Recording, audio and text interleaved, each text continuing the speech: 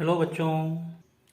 अभी अभी आपने त्रैमासिक परीक्षा दी है और उस त्रैमासिक परीक्षा में जो गणित का प्रश्न पत्र है कक्षा 10 का वो मैं हल करवा रहा हूँ। हल करवाने का मतलब ये है कि अगर आपने कहीं कुछ गलती करी है तो ताकि आप आगे ध्यान रखो। तो सबसे पहले मैं ले रहा हूँ यहाँ पे ये सही विकल्प चुनो, वस्तुनिष्ठ है ये। तो सही विकल्प चुनो। 12 और 15 का एचसीएफ कितना होगा? 3 होगा। वो भी मैं निकाल के मैंने बता दिया यहाँ पे। तो यहाँ पे 3 दोनों में कॉमन है तो 3 होएगा। फिर द्विघात बहुपद के शून्य का अल्फा बीटा, तो अल्फा प्लस बीटा का मान क्या होता है? -b/a होता है। तो ये सही है। अगर यहाँ अल्फा गुना बीटा होता तो इसमें c/a मान होता, हालांकि वो पूछा ही नहीं है। अब a1/a2 बराबर b1/b2 बराबर c1/c2। तो ये जो दो समीकरण दिए हैं इनका कोई हल नहीं होगा।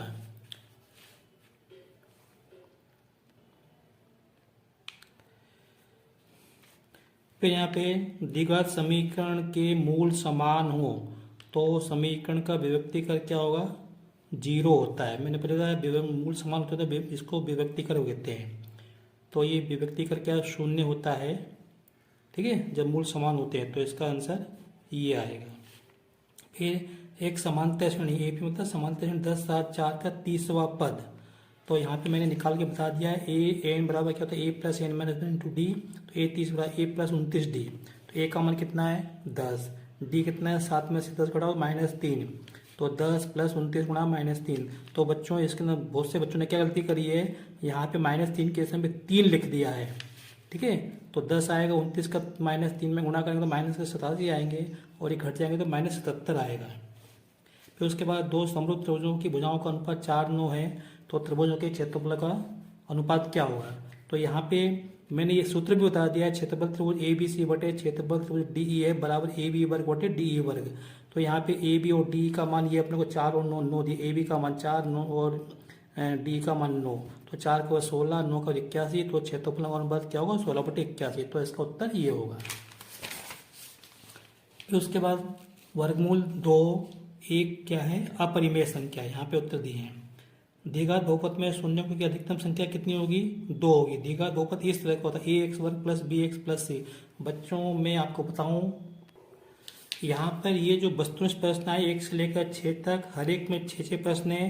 मतलब 75 में से 36 अंक, 75 में से 36 अंक केवल एक नंबर के प्रश्न हैं और ये 30% हैं। तो अगर आप, तो ये पास होने के लिए पर्याप्त है। अगर आप लोग मेहनत करो तो, ध्यान से आप लोग पढ़ाई करो तो। चलिए आगे देखते हैं बच्चों। एक ये अपने को समीकरण दिया है 2x प्लस वाई बराबर के। इसमें अपने को x का मान 2 दिया है, y का मान 1 दिया है, तो अपने को k का मान निकालना है। तो मैंने बता दिया 2 गुणा 2, x के स्थान पे प्लस के स्थान पे प्लस, y के स्थान पे 1 बराबर k। इसको हल किया तो कितना आएगा? 5 आएगा। तो k बराबर 5, ये अपना सही है। मैंने आपको हल भी करके बता रहा हूँ। एक समीकरण px बराबर 0 जहाँ px घात 2 का बहुपद है तो वो क्या होता है? द्विघात समीकरण होता है। अगर घातांक 3 होती तो अपन क्या बोलते? त्रिघात बोलते। अगर घातांक 1 होती तो हम क्या बोलते? उसको रैखिक समीकरण बोलते हैं।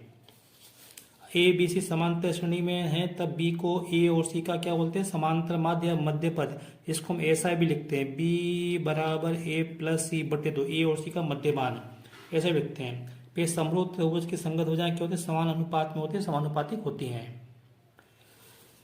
फिर उसके बाद सही जोड़ियां मिलाओ तो 9 और 27 का एलसीएम कितना होगा? 27 होगा।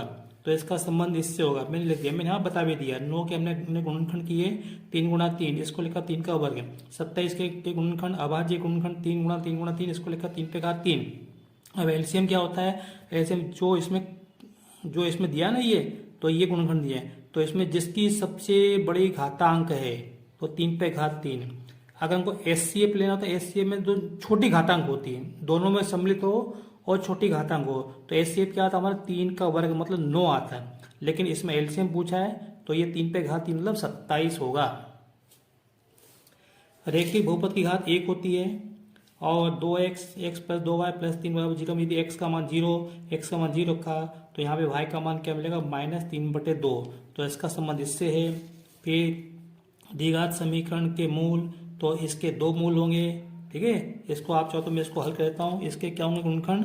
ये x प्लस 1 और x माइनस 1 बराबर 0। यहाँ से मिलेगा x बराबर माइनस 1, यहाँ से मिलेगा x बराबर 1।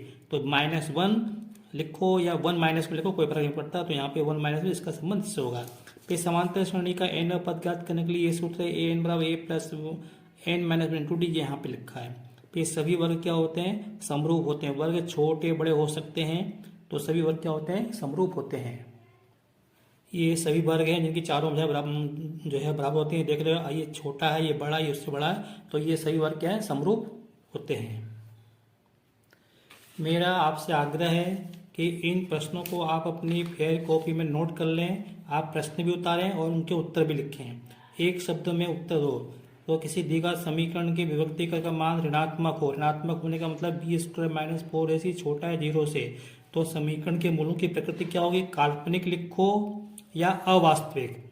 बहुत से बच्चों ने क्या कर दिया? काल्पनिक या वास्तविक लिख दिया है, अवास्तविक होता है। फिर ये अपने को समांतर श्रेणी दी है, में पदों की संख्या बताओ। तो सूत्र वही लगेगा जो हमने पहले लगाया, ए एन बराबर A plus N minus one into D. तो अपने को इसमें पदों की संख्या मतलब एन का मान निकालना है। क्या निकालना है? एन का मान निकालना है। तो ये एन वा पद है, ए एन 40, तो मान रख दिया मैंने। ए के इसमें पे 40, डी कितना आएगा? 6 में से 4 गए तो 2, n minus one into d लिख दिया है। इसको हल किया तो एन का मान कितना आएगा? 19 आएगा। तो इसमें यहाँ से लेके यहाँ तक 19 पद हैं। फिर भुजाओं 4, 6, 8, 10 से निर्मित समकोण त्रिभुज होगा। तो देखो बच्चों, ये प्रश्न 1 नंबर का है। या तो आपको ध्यान हो, है ना, तो नहीं तो आपको करके देखना पड़ेगा। यहाँ तो ये समकोण त्रिभुज बनेगा। जैसे ये संख्या याद रखो, 6, 8, 10, 3, 4, 5, 20, 21, 29। तो ये जो भुजाएं होती है इनसे क्या होता है? समकोण त्रिभुज बनता है। तो मैंने यहाँ पे चित्र भी बना दिया। ये कर्ण है आपका। पाइथागोरस प्रमेय का कथन लिखो। बहुत से बच्चों ने लिखा है लेकिन उन्हें समकोण त्रिभुज नहीं लिखा। तो समकोण त्रिभुज आप जो लिखो, किसी समकोण त्रिभुज में कर्ण का वर्ग अन्य दो भुजाओं के वर्गों के योग के बराबर होता है। किसी छात्र ने यहाँ पे पाइथागोरस प्रमेय के समय थेस प्रमेय का कथन भी लिख दिया है। और हो सके तो आप इसका आपको चित्र भी बनाना चाहिए और सूत्र भी लिखना चाहिए। चलिए आगे देखते हैं। बिंदु ए और बी दिए हैं और तो इनको मिलाने में देखा कि मध्य बिंदु के निर्देशांक। तो आपको मालूम होना चाहिए मध्य बिंदु के निर्देशांक क्या होते हैं? x1 प्लस x2 बटे 2 और y1 प्लस y2 बटे 2। ये x1 है, ये y1 है, ये x2 y2। तो 1 प्लस 3 बटे 2, 2 प्लस 4 बटे 2। हल किया तो 2 और 3 आएंगे। फिर उसके बाद किसी त्रिभुज के शीर्षों के निर्देशांक 4, 3, 2, 3 माइनस n, तो उसके केंद्रक क्या होंगे? तो ये शीर्ष है, ये 4, 3, इसको मैंने 2 माइनस लिख दिया, इसको मैंने -3, 5 यहाँ से लिख दिया, क्रम से लिखा। तो केंद्र कहाँ हो? केंद्र यहाँ बीच में होता है, अंदर, है ना। तो अपने को निर्देशांक निकालने हैं। तो ये सूत्र होता है यहाँ पे x1 plus x2 plus x3 बटे 2, y1 plus y2 plus y3 बटे 2। तो उससे निकाल दिया, हल किया तो 3 बटे 2, 5 बटे 2 आएगा। फिर उसके बाद सत्य असत। एक ताकत संख्या का अभाज्य गुणनखंड उसके गुणनखंडों के क्रम को छोड़ते हुए एक अद्वितीय होता है, बिल्कुल सत्य है। ax प्लस बी बराबर 0 एक द्विघात समीकरण असत्य है, क्योंकि द्विघात समीकरण नहीं है, ये तो रेखिक समीकरण है। एक त्रिभुज के दो कोण अन्य त्रिभुज के क्रमशः दो कोणों के बराबर हों तो दोनों त्रिभुज समरूप होते हैं, बिल्कुल सही है कथन ये। किसी बिंदु का भुज शून्य है और कोटि 3 है, तब x अक्ष पे स्थित होगा। देखो मैंने बना दिया आपको, ये आपकी x अक्ष है, ये y अक्ष है। तो अगर भुज शून्य है, भुज मतलब ये x का मान शून्य है, तो बिंदु कहाँ होगा? y अक्ष पे स्थित होगा। तो कोटि 3 है, तो इसका मतलब बिंदु कहाँ लग रहा है? y अक्ष पे। यहाँ पे क्या लिखा है? x अक्ष पे।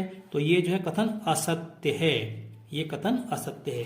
फिर यदि किसी बिंदु P के निर्देशांक 2, 5 हो तो 5 को P का भुज कहते हैं, ये भी असत्य है। ये 5 तो कोटि, ये भुज है, ये कोटि है, ये भुज है, ये कोटि है, ठीक है।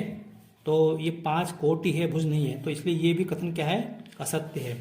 फिर मूल बिंदु से बिंदु x y की दूरी ये होती है, बिल्कुल सही है। ये अपना मूल बिंदु है, ये मूल बिंदु है 0, 0। ये मूल बिंदु जो हमको दिया x और y, तो ये दूरी कितनी होगी? वर्गमूल x वर्ग प्लस y वर्ग होगी। ठीक है बच्चों, बस इस वीडियो में इतना ही। बाकी के प्रश्न में अगले वीडियो में हल कराऊंगा, ठीक है। अगर आपको मेरा वीडियो पसंद आया हो तो इसे लाइक करें, शेयर करें और सब्सक्राइब करें। Thank you.